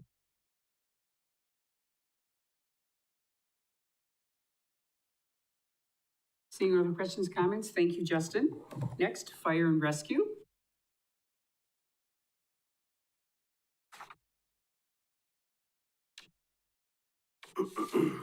Good evening, and thank you for the opportunity to present this. As you look through it, it's actually going to start on page 90 in your packet. And I'm going to start off with the emergency warning siren system. I know I'm going to steal a little bit of the thunder from the police department. The police department used to take care of the emergency management budget, and it came over to the fire department because we oversee the EOC. So when you look at that, you're going to find that there's 2 of the city's outdoor warning sirens are nearing or have exceeded their recommended service life, raising concerns about reliability during severe weather events. The CIP project is a responsible manner to try to replace those. Those are on a 15-year cycle, and we're looking to replace at least 2 of those, one in 2027 and one in 2028. And once we get those replaced, we'll pretty much be on a good track. I think the next one would be 2031 is the one when I look ahead. So that would be that point. I'm going to try to go in order. I kind of organized my notes a little bit out of whack. But when you look at the training center facility props and site development, that's going to be on page 92. Basically, this is funding that was requested, and basically is the phased investment. I know we talked a lot about this during the master plan, and with the master plan, we get $25,000. It's a 50-50 match. We received $25,000 from Mid-State Technical College, and then we also put in $25,000. $6,250 comes from the EMS fund, and the other $18,750 comes from the 101 general fund to make that match. Right now, that's in fund balance. Another big piece of that too is we are actually working on our master plan for that site so that we can make sure that it really hits the development of what that area is going to be and make sure that we're utilizing those dollars wisely so that we don't have to move anything or do anything different in the future. Number 3 is going to be the engine for loose equipment. If you recall, back in 2024, that's on page 93, I apologize. Back in 2024, we purchased engine 4, and it will not be delivered until 2028. As Steve had kind of pointed out, we're really seeing some lag times in all of the production. So it looks like about a 4-year span on that, and we're not even sure that it'll be delivered in 2028, but the last time I checked, that was when it was looking at. We projected that project at $1.1 million. When we paid the full price at the time of purchase, we paid $926,400, which gave us a $138,440 savings. And what we're doing is we're rolling that forward. We basically said that when I looked at all the costs of replacing all the equipment on there, as far as the loose equipment, that goes all the way down to nozzles, things like that. And some of our other items that would be on there that are loose equipment, that would be roughly about $121,000. We don't know that we would need all of that money, but we feel like that's a projected cost for what it's going to be, especially in 2028, just trying to stay ahead of inflation. Number 4 is going to be the fire alarm replacement at the station.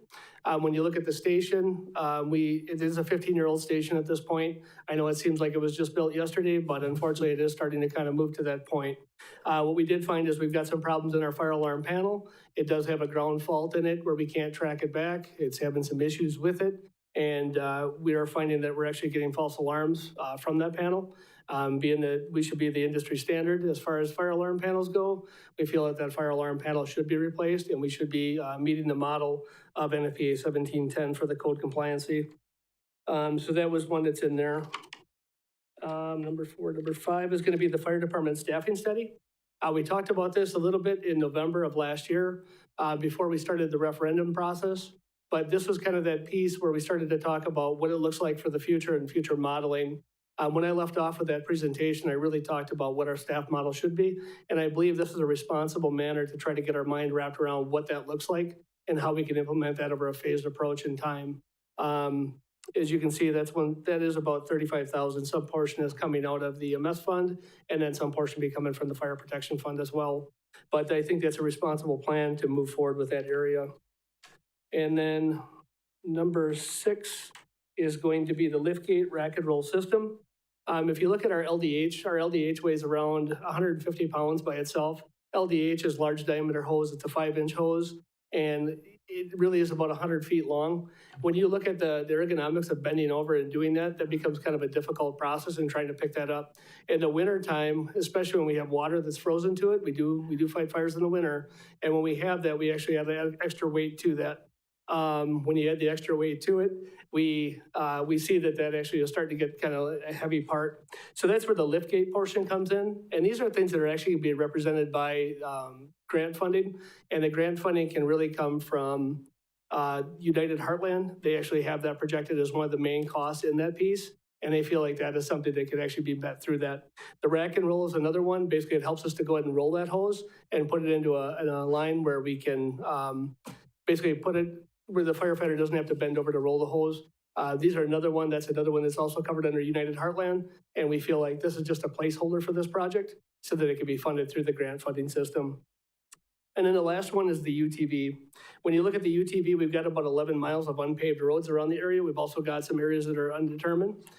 With that project, we've actually started doing some fundraising for that project. We've got $15,000 to date that's already been raised for it. I'd say Forward Bank was a big one in that. They donated $10,000. In addition to that, we've also had State Farm, SNR, and other ones that have pursued this grant funding. In doing that, I think we could probably get this fully funded, and really this is more of a placeholder for that project. As you know, we do have different big events within the community. We have Hub City Days, we have Maple Fall Fest. Those are 2 of the main ones that really stick out in my mind as being a problem for us. And that's something we feel we could respond there. That is going to have a skid with a water system on it. And then it'll also have a patient control system where we can basically put longboards on it and haul patients back from certain areas. So a lot of those trails I talked about are inaccessible, and we feel like this is a good manner to move forward with that. Overall, those are the main projects. There was one thing I wanted to identify. It kind of falls under the umbrella. You had brought up about the 4th ambulance, or the 5th ambulance in that one. There's a couple things I just wanted to point out on that. When you look at that, those are on a 3-year rotation. We've never changed that. What we have is we started retaining an ambulance for 15 years.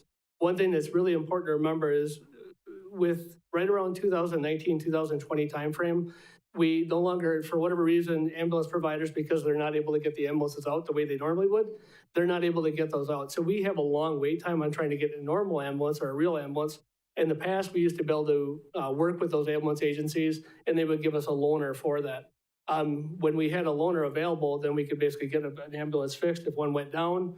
Right now, we don't have any loaners available to us. There really is nothing out there in the fleet. That's why the decision was made to retain that ambulance. And really, it's almost like what we do with our engines. We have an ISO rating. We have an additional engine for every backup engine that's out there. For every frontline engine, there's a backup engine to it. It's a process of just doing a risk assessment on that and making sure that we have something that's available for us. So I think in a sense, we're really just retaining that ambulance for another 3 years. We're not buying any additional new equipment for that ambulance. We're just retaining the old equipment. And really, it is a 100% reserve ambulance unless we have to use it. We have seen, if you look at that trending analysis, we are seeing ambulance calls going up, and we are seeing our just basically call volume kind of slightly going up this year.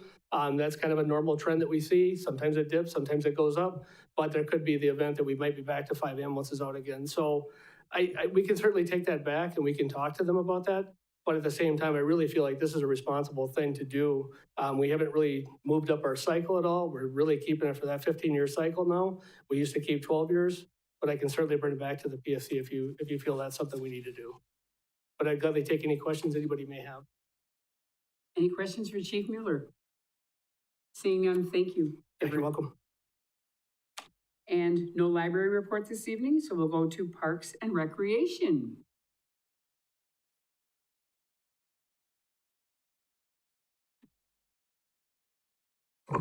All right, page 98 will be the start, and my first project will be on 99, which will be the Brain Park parking lot. This is part of the overall Brain Park project where we started with the pickleball. Then we went to the softball, which is gonna be done this fall. Playground will be next year, pavilion in 27, and then parking lot was scheduled originally for 28, but it was bumped back to 29. So this will be the replacement of that parking lot. And if you've been there lately, you'll know what kind of condition that parking lot is in. The next one on the next page, which is page 100, is the Greasy Park Playground. There's gonna be a little bit of a change here with this one, just because it was originally in our CIP. And then if you guys remember, we had a leadership group step up and raise a bunch of money for this project, blowing the 150 way out of the water, and they're now close to $750,000. And they moved it up to 2026, so it'll be private donations. It'll be scheduled for next year. So what you see here, that 150 will be moved to 750, and it'll be in 2026. And it will be all private donations. There'll be no city dollars for that one. So that's a good thing. The next one is the Grant Park Playground. It's a smaller playground, kind of over by the Marshfield Clinic area. That one's scheduled for 2030. That one kind of keeps getting bumped out as other projects keep moving in front of it. And that one's scheduled for $70,000. Next page on 102 is the Brain Park Playground. That's scheduled for next year. That's a cost of $115. That'll be done in probably a little bit of conjunction with the pond that is going to be built there. We're building a storm retention pond. Not me as if I was, but Josh and his department is building a storm retention pond. But that'll be good because that is now encroaching on where the softball field currently is and kind of where that building kind of is. So we need to move it away from that pond area for next year. Next one is the Brain Park Pavilion and restrooms.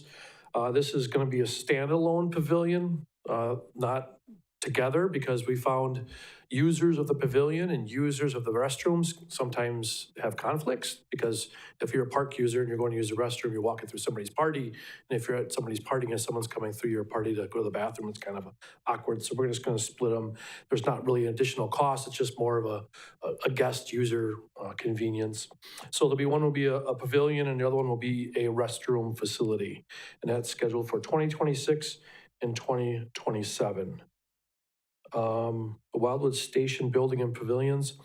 There's just a number of maintenance things that we will need to do there, whether it's replacing some of the paneling. We've had cracks in our tiles or floor tiles inside the building as it kind of shifts over the years. So there's just a number of maintenance things that are building up that we want to just kind of invest a little bit more money into that and get it back to where it's where it was originally. And that's scheduled for 2028 and 2029 for a cost of about $100,000. Next one is Forest Ridge. That's the one that's on the west side of town, basketball court. We got some cracks on that court. They're nearing close to 2 inches in gap. So we've done everything we can. We've resealed it and repainted it, redid it a couple times, but it can no longer sustain. So we're gonna have to replace that. We're looking at a different option in which we take a plastic material and we interlock it, and it sits right on top of that asphalt. It's kind of a new trend, but we're surveying people to see how successful has that been. It's supposed to last longer than asphalt, so we're hoping that that works, and it's something that's kind of new. We may do that at a couple of our other basketball courts as they come up. Next one is just our parks asphalt. This is just our asphalt paving program. And we do as much as we can with that $30,000. The next one's scheduled for 2026. And then on page 107 is the next parks asphalt program scheduled for 2028, and that's 35,000.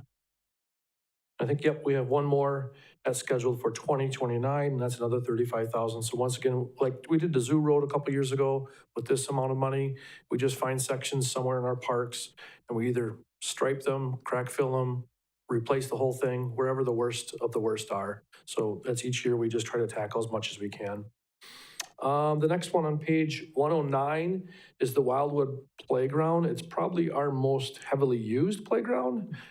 For now, until Greasy probably gets built, then that'll be the most heavily used. But we need to kind of get some attention on that. It's scheduled for 2029. We can hope, we've done a number of repairs, but we're hoping by then it's still salvageable and we can still use it.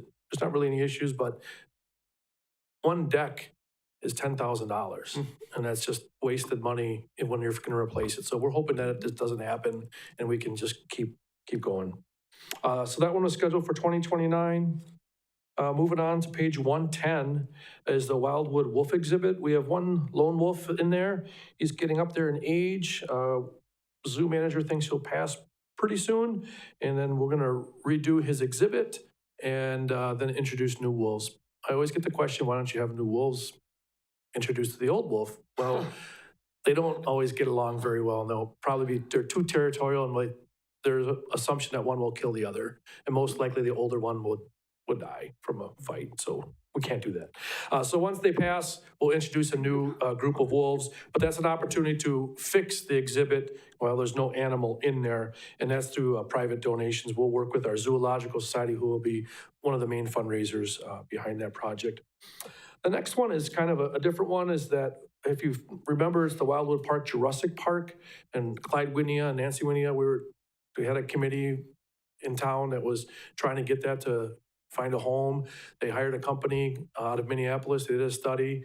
But since then, it's kind of, I don't want to say fallen apart, it's probably not the proper word, but they kind of lost communication with each other. So I'm going to try to bring that back together. I was never really the spearhead person for that, but I was just part of the committee, and see where we're at. Most of that's all private dollars, but I think as a community's effort, we really want to make sure Clyde Winia's statues stay here. I think it's something unique that our community can have, because we don't have water or mountains or rivers or any of that stuff. So it'd be kind of a neat thing to have and keep. So I'm hoping that the committee will get back together and keep this moving along. But that's private donations. But it's in the CIP just to show that's part of our long-term plan. The next one on page 112 is the 2nd Street Community Center roof. When those renovations were done, the roof was not touched. We have frequent leaks in the building, so we have to call Quality Roof to come and do a lot of patchwork. We got an estimate about $100,000 this year from Seamless, and we have it scheduled for 2030. We put in 110, assuming inflation or costs may go up by then. Next one's the Benedict Park basketball court. Same thing as we're gonna do with Forest Ridge. We're looking at that plastic module thing that may last longer than asphalt. Once again, those cracks are getting so large, they're not repairable. That one's scheduled for 2030 for $75,000. This is a new trail development by Greasy to Pecan. If you're familiar with the area, there's a Pecan Parkway residents over there, and we want to, for the years, they've been asking for a connection to Greasy Park. We've have some interested parties that are wanting to donate towards it, also to go out and get grants. My goal is to try to minimize any type of tax dollars and see how good we can do with donations as well as grants. So the first thing is to get it approved on some sort of plan. So when you do applications, they can say it's approved on some sort of plan. Then go out and solicit and apply for grants, secure those grants, and then start your fundraising mechanisms. But we've had donors express interest, and we've been successful in getting grants in the past. And I think that's the way to go, rather than relying on long-term debt or tax dollars. Next one on page 115 is the Greasy Park Shelter and Concession Stand. That's just some maintenance that is built up, whether it's new asphalt, some repairs on siding, new staining. That building's starting to show its age, and that's scheduled for 2030.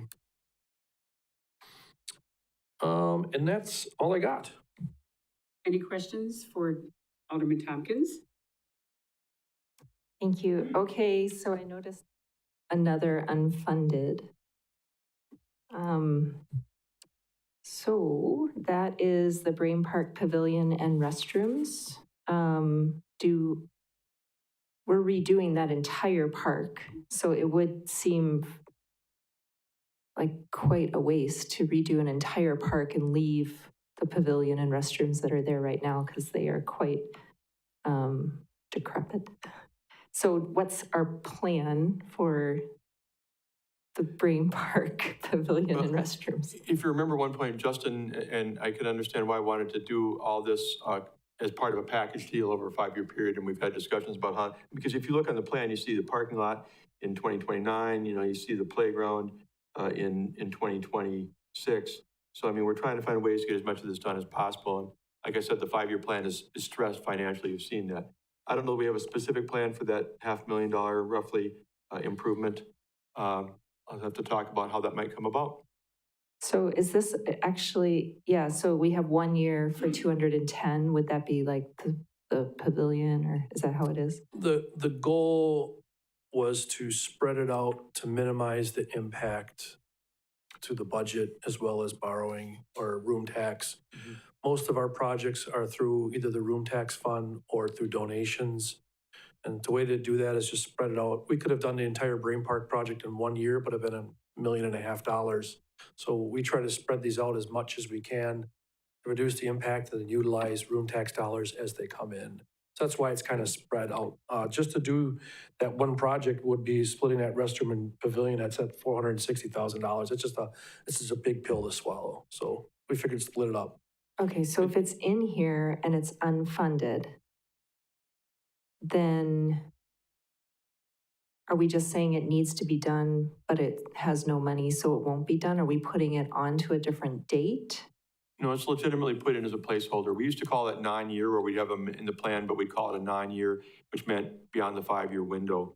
I really, if I can just speak for a second, I really wish we'd been able to get, I'm not blaming anybody at all, to the point where we had a chance to do some strategic planning before now. We're hoping to do that as we get into September, because this is one of the kind of things, it looks like we've almost picked on park-related things with fairgrounds and Raymond, those kind of things in terms of our reductions of the proposed projects that we got from department heads. And I don't think we see it that way, but if ultimately council decides that some of these types of projects need to be included at the risk of others, then that's what your priorities may show someday in your strategic planning. But otherwise, it's just hard. I mean, you look at the total of some of these, look back at the ones we talked about with fairgrounds, and then we talk about $460,000 for the Brain Park Pavilion and restrooms. And, you compare that to some of the things we have on there with, like I said, with streets and building maintenance. It's just a hard thing to do, really. Tough calls that need to be made by somebody, and this is why we're getting your input. Alderman Curran? Pardon me? I think Derek had his hand. Earlier he did. Alderman Werman? Thanks, Scott. I appreciate that. I didn't see your hand up. I apologize. It's totally okay. With Greasy Park getting the donations it got, obviously that's a huge win, and a huge shout out to the donors there for all the great work they did. Do we have hope? Did we pursue that at all? And is there anything we can do to try to pursue that for the other playground investments that we're going to be making over the next couple of years? And then I think we've asked this question before, but I kind of wanted to go back to naming rights. I know we did some back and forth about this with the Wenzel Plaza bathrooms at one point, and kind of the joke a little bit was made like nobody wants to slap their name on bathrooms. With a pavilion at Bram Park, do we think that would be a little bit different? You could have, X name pavilion to try to bring people in for donations. And then because I'm on Zoom and there's a little bit of a lag so that I don't interrupt you, have we thought about renting out the pavilion at all to kind of recoup some of those costs with rental fees as well? I guess I'll start with, I think, the first question, which was fundraising. And the group that did Greasy was a Leadership Marshfield project. They just took it upon themselves.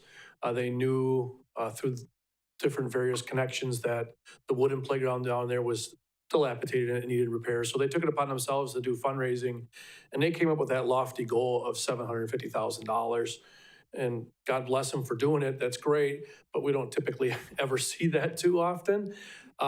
The other one would be the pickleball group. Once again, they're passionate about pickleball, so they just went out and started knocking on those doors and fundraising. Other groups like the Friends of the Trails will do it, but we don't typically like just go out to the community and say, hey, who wants to fundraise for me? I would like you to do that. People do come forward if they're interested in it. If you remember, Floyd and Pat Hamas were very passionate about the zoo. So Floyd and Pat would go out and fundraise on their own and do all of that stuff. We do have the Zoological Society, as the Friends of the Trails, would do fundraising. The foundation has been very generous towards us, but we don't have like a department that does fundraising or goes out and does fundraising. It doesn't mean we can't, just meaning that usually it's a stakeholder group or a special interest group that comes to us. As for renting, we do rent out that pavilion right there at Brame has been rented out. It will be rented out in the future, and all of our shelters are rented out. I think that's it, right, Derek? Yeah, that was it, except for just the potential for like naming rights for a pavilion. I don't know how realistic that is. I know we've had it on a few other projects. That was the only other question I had, is just like with a pavilion like that being brand new, something that's kind of dead center in the city, like you mentioned, Bram Park is heavily utilized by a lot of different groups. I was just wondering if that's something we see as a realistic possibility to kind of maybe, get a donation and put somebody's name on there, like I said, X name pavilion or something, whatever we would call it, but could be a good offsetting cost, and hopefully somebody would step forward for that. Yeah, we've used the naming rights, whether it's the Move Forward Pickleball Courts or the Forward Fun Zone for the playground or Vandehey Waters. Almost everything is named. Hiding Stadium, Sanford Stadium, they're all named after someone. So I would assume we would definitely accept or want anyone to step forward. We have two projects that are going on right now. Our American Legion group in town wants to fundraise for a new scoreboard. So we're doing active figuring out what that's going to look like, what's it going to cost, and then they got to go out and try to find that money. Also, Columbia Park, we have a donor who wants to raise money for that. We're not going out and looking for it. They're coming to us and saying, hey, we want to do this. We want to make these improvements. So I'm hoping someone step forward, whether it's from the pickleball group or someone involved in that group or someone from the park or a neighbor or maybe someone across the street. I'll take anything at this point. As you can see, it's unfunded, so I'm willing to take any money I can get. We could call it the Werman Building if you'd like to. Eric. Yeah. Okay, he says yes. All right, we're done. Alderman Curran. Question on how the accuracy of the dollar amount for the Wildwood Park Playground, the Bram Park Playground at 115, and Greasy at 150, knowing they spent $775,000. I mean, as the most used playground in the city at Wildwood, is that an accurate dollar amount, or are we just going to spend 116 and be done? No, that's an accurate number. Greasy has taken its own life. The surface itself will be a rubberized poured and play surface, which is probably 50 to 60% of your overall cost, and that's expensive. The size is like close to 20,000 square feet, where most of our other playgrounds are like 5,000 square feet. So it gives you an idea of just how big that one is going to be. I was surprised they had such a lofty number and such a high goal. I didn't really think, I'm happy they came through. I'm humbled. But typically we won't build something that large. Wausau just built a big one. It was $1.5 million. It was just huge too. Those are like once in a generation type playgrounds.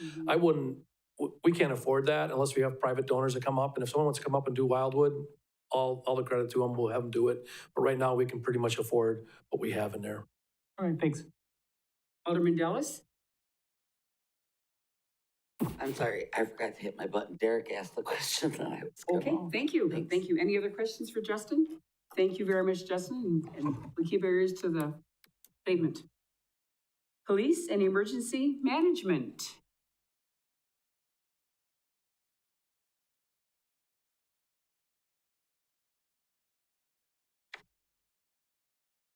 Okay, good evening. Well, the good news is that with the fire department taking the sirens from us, I only have two things to bring up.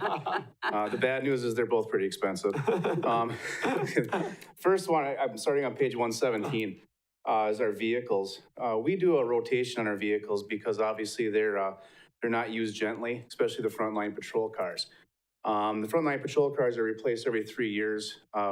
We budget enough in these purchases of 3 to replace all the equipment, because the equipment inside is also expensive.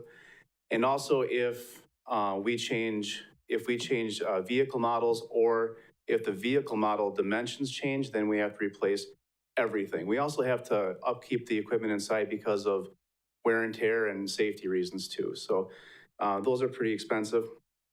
And in the narrative, I noticed that there's a typo. A few years back, in response to, I believe, Alderman Spiros, we switched from every other year detective vehicles rotation to a 3-year rotation. And being a man of my word, I didn't want to change that. So the last vehicle we bought was in 2014, and that was a 2023 vehicle. We were able to find a used one that would fit our needs. The unfortunate thing is that the rotation schedule with switching to a 3-year rotation really puts our vehicles out to be quite old by the time we take them offline. These are still emergency vehicles. On a 3-year rotation, for instance, that vehicle we bought in 2024 would be replaced in 2045 and would be 22 years old. Going back to the 2-year rotation, the vehicle we bought last year would be replaced in 2038, making it 15 years old. Being that these are emergency vehicles, if they are in good shape, when we rotate them out, we repurpose them into, we call them admin cars, but they're used for if people have to go to school and everything, so we don't reimburse mileage. It saves us that reimbursement cost. We repurpose them for that, so that we may end up even keeping these vehicles longer. But I think the frontline cars need to be on a quicker rotation for that reason. In the narrative, I think I said it every 3rd year still. Part of that is because I'm an Everest graduate and missed it, and it should be every odd year that I would like to switch that back to. The other, on page 118, is the one that we're all aware of and well aware of. It's the second half of our building. It's the $5 million to finish the process of building that police department. With that, I would entertain any questions that you might have. Seeing no questions, thank you, Jody. Yep, and thank you, Everett, for stealing my thunder. Oh. Alderman Varsho, you jumped in. Nope, it's okay. Mr. Barg, in the effort of time, can we move to letter F on the agenda? That's up to the body. I mean, I'm certainly fine with that. We're not going to finish tonight, so. No, that's what I was figuring by looking ahead. We're not going to finish tonight, so if we can move to letter F on the agenda and then complete it all on, go with G and go forth. We'll move to item F and do the last 4 at the next meeting in 2 weeks, which would be July 31st, Correct. again at 6 p.m., because you'll all be here anyway. So item F, council questions and requests for more information for the next meeting. Council questions? Alderman Tompkins? So I had a lot of questions. So just to summarize, thank you, Chief Mueller, for giving more information about the ambulance. It still might be good to have some of that just data for the next time. But I do appreciate even having data about the ISO ratings, how that affects with having backup vehicles, how many times a month ambulances are out for repair, how many times in the last 3 years you've had 4 ambulances out, 5 ambulances, that would be helpful. And then if we could have some sort of plan for the fairgrounds buildings, I don't know if that's possible, but at least some plan for how we're going to have a plan. But I don't think that we should be passing a CIP with unfunded fairgrounds buildings. Yeah, what we can do is we can talk about it. We'll engage Justin and Josh and I and Jennifer, our finance director, and see what we might be able to do within this plan, and then maybe talk about what other avenues. Why do I keep looking at Justin like he's still standing there? I'm sorry. And we can look at other avenues for what might be able to make the at least the highest priority projects plausible, where they might fit in somewhere from whatever funding source is available. Thank you. Any other questions from the council members? Seeing none, announce next special CIP meeting, which is Thursday, July 31st, 2025 at 6 p.m. Seeing no other business, who would like to adjourn the meeting? Motion by Alderman Dellis, second by Alderman Curran. Please vote to adjourn the meeting. Mrs. Spiros, Yes. and Mr. Mormon. Yes. We are adjourned. Thank you. We'll see you in.